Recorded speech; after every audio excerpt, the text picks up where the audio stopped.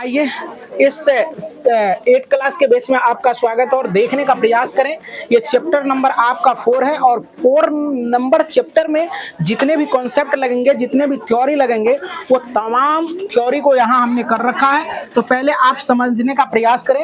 ये चैप्टर का नाम है आंकड़ों का प्रबंधन। क्या बच्चे? आंकड़ा। आंकड़ा क्या होता है? डेटा क्या होता है? आंकड़ा मतलब क्या होता है? जैसे कि होता है ना कि जैसे क्रिकेट का खिलाड़ी होता है, एक टीम होता है, जैसे वो टॉस जीता और ये आंकड़ा लगाता है कि इतना रन बना लेंगे ना तो अगला पार्टी जो है ना नहीं जीत पाएगा। बात समझ में आ रहा ना? है ना? अब एक आंकड़ा होता है, जैसे कहता है ना, तू लोग जैसे मैट्रिक का एग्जाम देगा, एक आंकड़ा लगा लोगे क्या कि 300 नंबर ले आएंगे ना मिनिमम तो हम फर्स्ट डिवीजन कर जाएंगे। एक आंकड़ा होता है ना।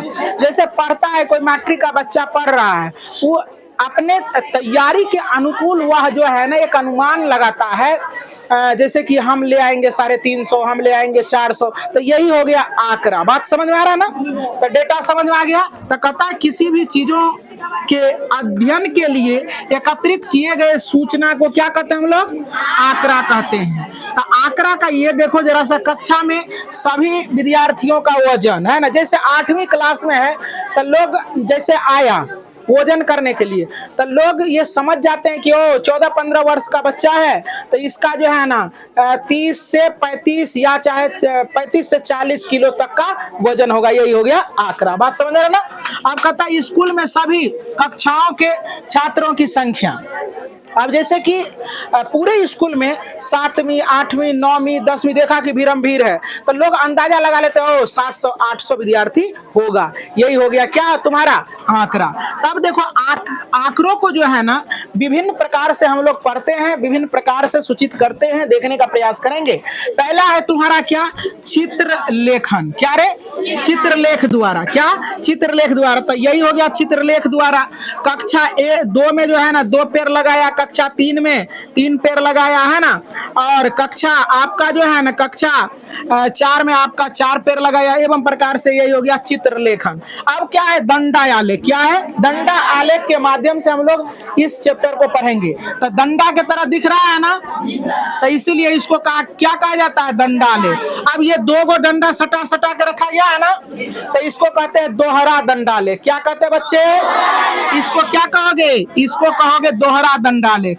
अब ये देखो, ये है पाई चार्ट। क्या कहते हैं इसको? Pie chart. एक वृत्ताकार सर्कल में जब आंकड़ा को क्या किया जाता है? सूचित किया जाता है, तो इस प्रकार की व्यवस्था को हम लोग पाई चार्ट कहते हैं। क्या कहते हैं? Pie chart. तो पाई चार्ट पढ़ाएंगे उस समय और डिटेल से बताएंगे, आप छोटे बोर्ड पर आने का प्रयास करेंगे।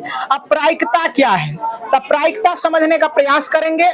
प्रायिकता क्या होता है? जैसे कि प्रायिकता प्रोबेबिलिटी, संभावना है ना। जैसे कि आकाश में बादल लगा दिया, पूरा काला हो गया आकाश, तो क्या धूप होगा? नहीं सर। इससे अनुमान लगा लेते अब बारिश होगी, अब बारिश होगी। अब जैसे कोई एम्बुलेंस आया, उस पर एक महिला चढ़ी है ना, उसका प्रेगनेंसी होना है ना, तो क्या करते हैं हम लोग? डिलीवरी होना है, सॉरी डिलीवरी होना है, तो हम समझ जाते हो इसको बाबू होने वाला है ना। संभावना लगा देते हैं ना। गाय भैंस थोड़ी होगा, क्या होगा? बाबू है ना होगा।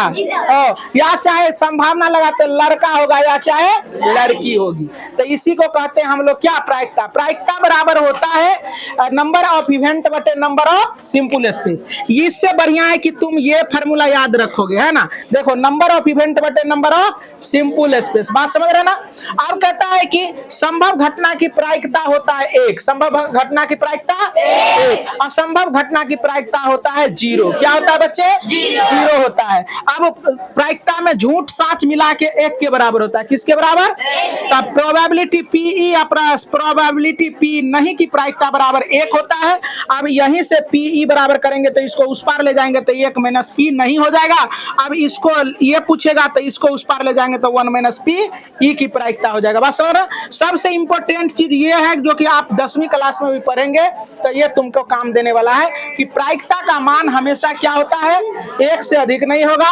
प्रायिकता का मान ऋणात्मक नहीं होता है।